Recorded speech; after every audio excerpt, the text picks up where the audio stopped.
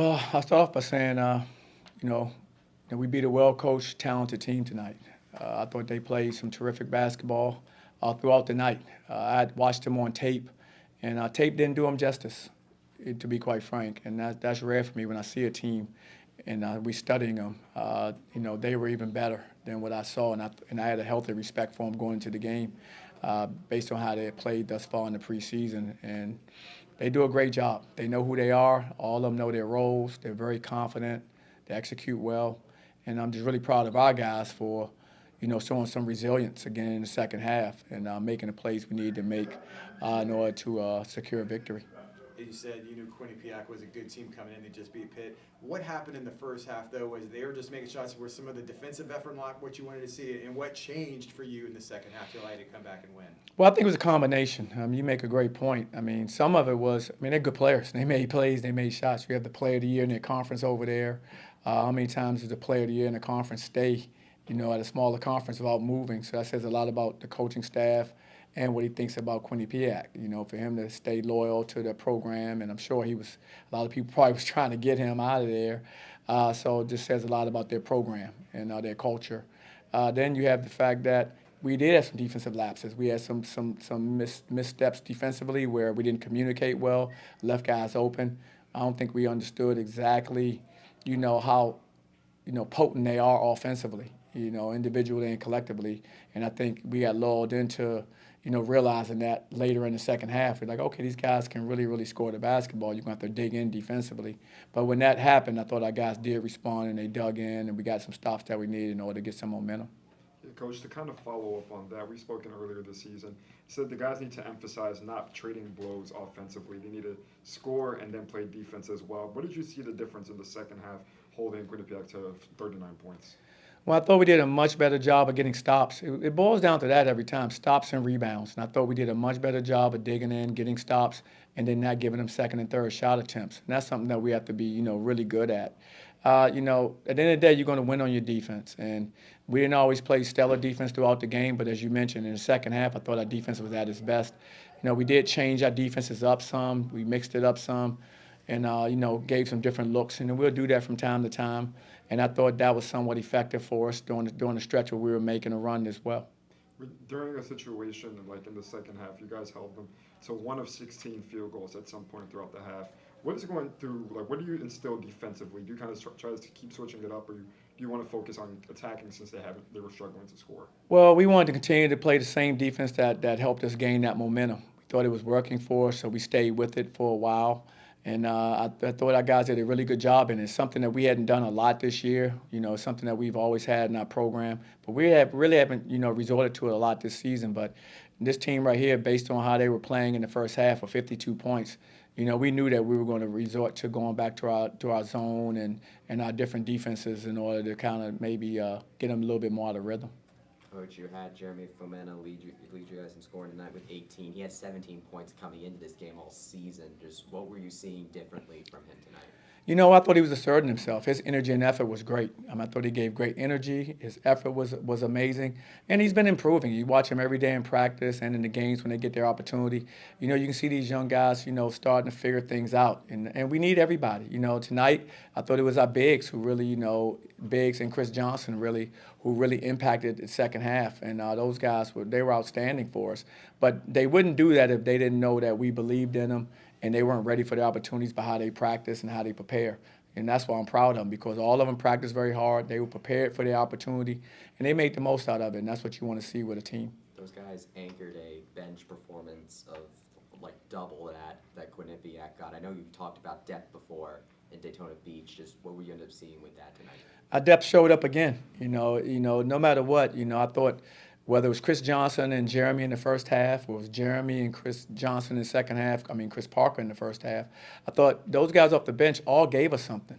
They came in, they gave us huge lifts, whether it was defensive plays they made, rebounds, and, of course, scoring the basketball. So, I think when you want to build a team, you want to build a team with depth. That's what we always talk about, our strength being in our numbers.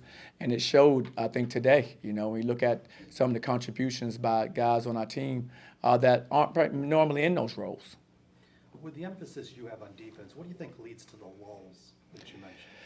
Well, that's what we're still trying to work out with our guys, understanding. I think part of it is just an understanding of how important every defensive possession is, and I start there. I start there with the understanding that every single one you have to be totally locked in and focused on. And I think at times we've kind of we float a little bit in and out of that, and and and that's something that we have to get better at. But I think partly they're learning a new system too. I mean, these guys, maybe that's not what they had to do for the last 3 or 4 years where they were. And so now, we do something different than other teams do. Maybe we have a heavier emphasis on that. And so I think as we continue to build, I think they'll continue to get better at it because I think it means something to them. They realize that we haven't been able to sustain it to the level we need to. It's just a function of getting over that hump and understanding what it is. And I don't think we will until we have a night where it actually comes together for us. And I can use that as a reference, like, see, this is what I'm talking about. Right now, I can only use moments, these 20 minutes or these 15 minutes. Once we have a game where they understand, okay, this is what is required for a full 40 minutes. And but the good thing about it is I know they care. I know they want to do it. We just have to help them get there. And like I said, any new team, a lot of new personnel. Some of these guys maybe weren't required to do those things. Maybe they need them for scoring more, so that's not something they wanted to emphasize as much because they need them out there to score the basketball. Well, we need them out there to do both in the way we play and at our level, and that's something that we have to get them to. Coach, you guys shot the ball. You got shots up. You actually went over 100, 102 to 91 the final. Just talk about the scoring in the second half and the separation from that ball club. Well, I thought we did a really good job of executing almost all through the night. I mean, it was just like I said, trading blows. I guess was put. Yeah, that's how I felt. Back and forth throughout the first half, and then I thought the second half, I thought we continued to score the ball pretty well, but our defense was better. And I thought the guys are really connecting, they're executing well. I think it always shows up in our assist to turnover ratio, and I think we have 18 assists to 10 turnovers, and that's a good night for us. That means we're moving the basketball, we're sharing it, and I thought we could have done better. And so, but I'm proud of our guys for understanding to play unselfish, to try to make each other better on the floor, and that's something that we have to continue to build on as well. Folks had 13 of those assists, only 3 turnovers, and the way he drives and able to dish it out to get some easy baskets for his teammates. Just talk about his passing game. It seems he's getting more comfortable each game and gives his guys quality, high percentage shots. No, absolutely. I mean, he's a terrific little point guard.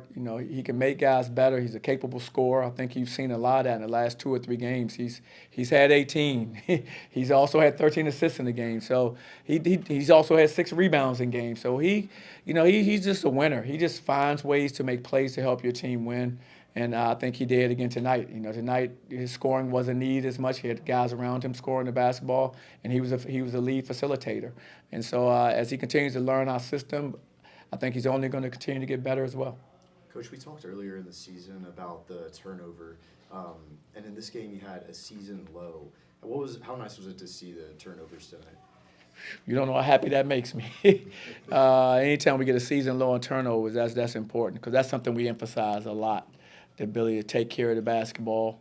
And tonight we did a pretty good job of that. I'm never going to be satisfied because I see 10. That means I'm never satisfied. But I thought we did a good job of taking care of it.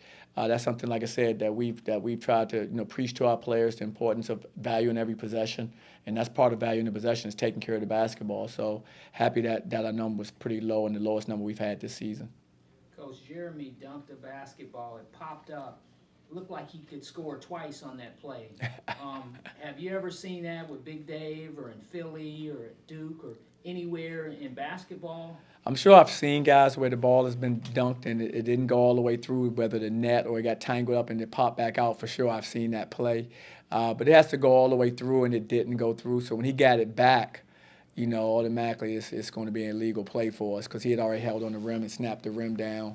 And so when he got it back, I knew that it was going to end up being their ball. But I wanted to know if it had gotten through enough where it was a counted bucket, and it just wasn't. So I didn't want to challenge it. Johnny, I asked the players this earlier. What does it say about this team? You guys have been challenged at times throughout the early part of the season, whether it's in the second half or first half of this game, for instance. What does it say about this team to be able to rise up and kind of answer that challenge for you and be able to kind of move forward and have some success? Well, I think I said it earlier. I think, they definitely have shown resilience.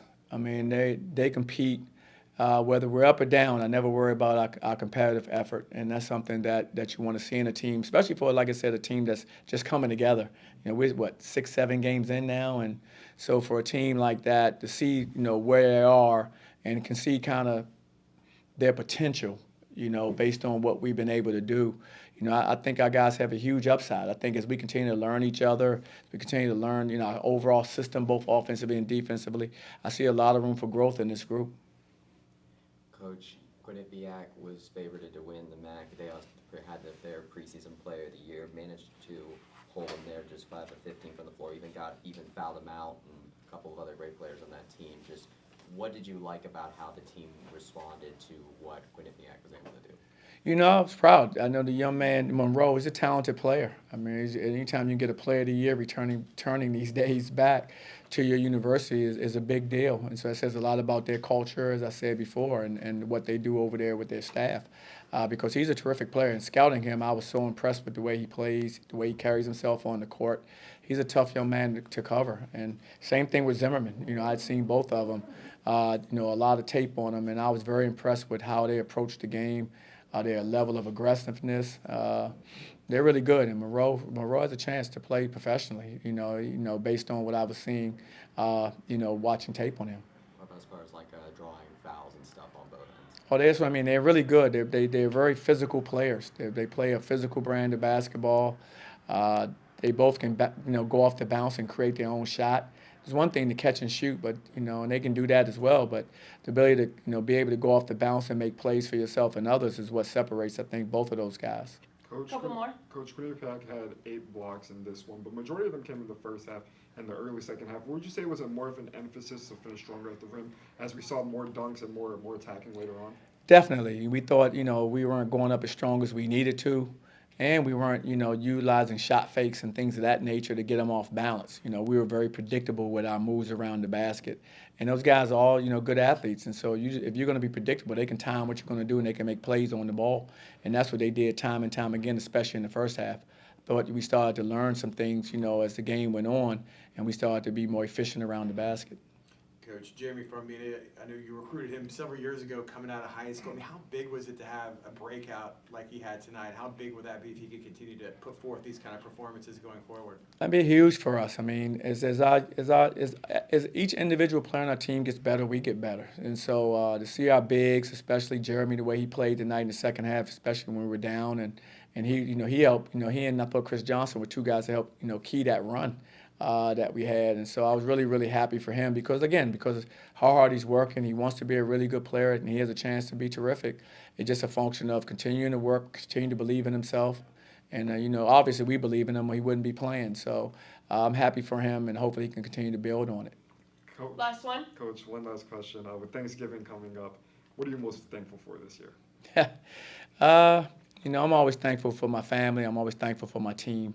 Those are two parties that are very, very important to me in my life. And so I've been blessed. I've been blessed to do this for a long time, and I've been blessed to have a beautiful family. And so those are things I'm very, very thankful for at all times. And for everyone else, also, happy Thanksgiving. I hope you guys have a wonderful Thanksgiving day and weekend.